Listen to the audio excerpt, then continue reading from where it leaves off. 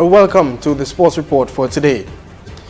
A delegation from FIFA who visited the island of Dominica is said to be working closely with the Dominica Football Association as they seek to further enhance the development of football here on the island. Howard McIntosh, one of the FIFA delegates, gave the purpose of the meeting with the Dominica Football Association and the reason for FIFA being involved. Dominica Football Association's participation in the FIFA Performance Program. The FIFA Performance Program is set up to really assist the member associations in helping them to perform a little better, to help them be more professional in their approach. And so we were invited, as I said, the DFA requested participation in this program and invited us here. And so the delegation is here to really help analyze what is happening at the DFA, and in that analysis come up with certain recommendations. And of course, part of it would be to meet with the executive committee. We will host the executive committee in a leadership retreat at the end of the exercise so that we can have a discussion with the entire executive committee. McIntosh said further that the FIFA delegation is much more positive about the DFA based on previous meetings they've had. The only reason that we'd be here is because we are positive on the Dominica Football Association. And so we approach it that way.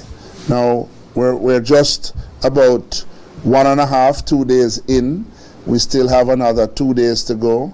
And I would say that the DFA has tremendous possibilities ahead, and it's going to be up to them to work with us and work with the key stakeholders to ensure that their objectives are achieved and the objectives of football are achieved. And I should say that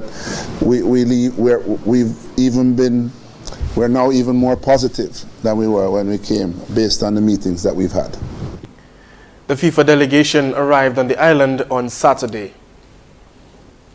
The Woodfordale Primary School have secured a spot in the National Bank of Dominica Sports Division Primary Schools Football Championships with a win on penalty kicks over the Mahu Primary School.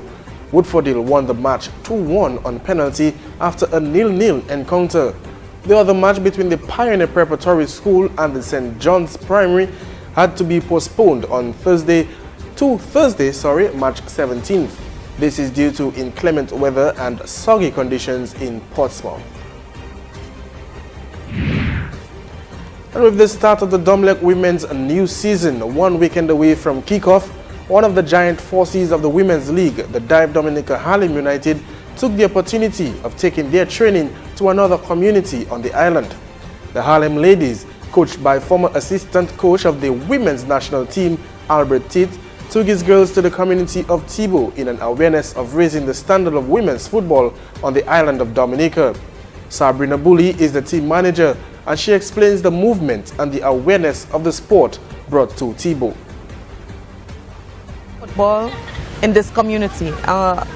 Harlem is actually, we pride ourselves on the fact that we go above and beyond what is the norm in Dominica for as far as football clubs are concerned. Our women's football program we take extremely seriously, and we try to incorporate as many elements to develop it as possible. The team manager continues with mentioning about an ongoing program that has been incorporated not only with the skill components of the girls. Harlem has over the years been graced with girls attending its practice from as far as Grand Bay and Pishley, just to name a few. Sabrina Bully also mentions of her love and passion for the women's football, as she states, in her opinion, it's growing more than the men's. It's an element of football that is growing in leaps and bounds, way, in my opinion, way more than men's football. Within the past 5 years, a lot of advances have been made. A lot of women have gotten the opportunity to showcase their skills, and they've actually proven that, you know, a lot of the time we can come one-on-one against men, you know, and that in my opinion, is phenomenal. It boosts the confidence of the young girls that we have presently. We have senior players that also help to mold and encourage that skill in the younger girls. Dive Dominica Harlem United was set to go up against BS Trumps on Saturday, but due to the unreadiness of a few teams, the league has been pushed back to a week. Coach of the Leeward Island Hurricanes, Reginald Benjamin, has commended his players for the improved level of play against the Guyana Jaguars during their drawn WICB Regional 4-Day Championship match at the Sir Vivian Richards Cricket Ground in Antigua. The match, which was interrupted by rain, ended in a draw as Guyana preserved their advantage at the top of the standings going into the final round of matches. Beginning the final day on Monday with survival on their minds on 108 for 2, still requiring 232 runs to avoid an innings defeat, Jaguars battled through a rain-hit final day to finish on 222 for 8. Captain Leon Johnson was at the heart of the fight, converting his overnight 51 into 79, while Vishal Singh made 32 after starting the day on 16. Under 19 World Cup star fast bowler Alzari Joseph was the leading bowler with 4 for 71, while off-spinner Rakim Cornwall picked up 3 for 54.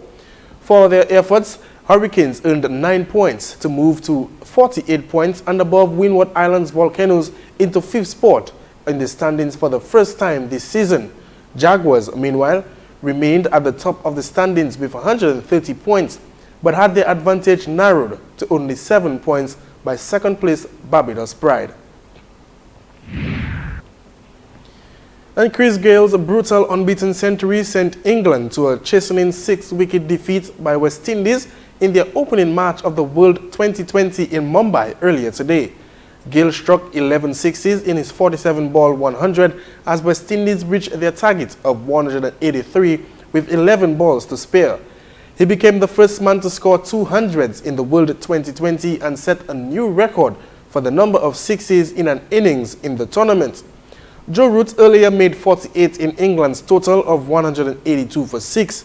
England, who were champions in 2010, next meet South Africa on Friday, knowing that a defeat would push them on the verge of elimination. Well, it's been a good day at the office for the West Indies as both male and female teams won their respective matches. The West Indies women avoided an upset as they beat Pakistan by 4 runs in their Women's World 2020 opener. Skipper Stephanie Taylor had 40 and cut the Windies innings of 103 for 8 in Chennai, but lacked support as left-arm spinner Anam Amin took 4 for 16. Captain Sana Mir nearly saw Pakistan home but fell in the final over. However, there was concern that for opener Javier Khan, who was hit on the head by a Shamila Cornell bouncer in the first over and was stretchered off. England women faced Bangladesh women in their first game on Thursday, also in Group B. And that concludes the Primetime Sport Report for today.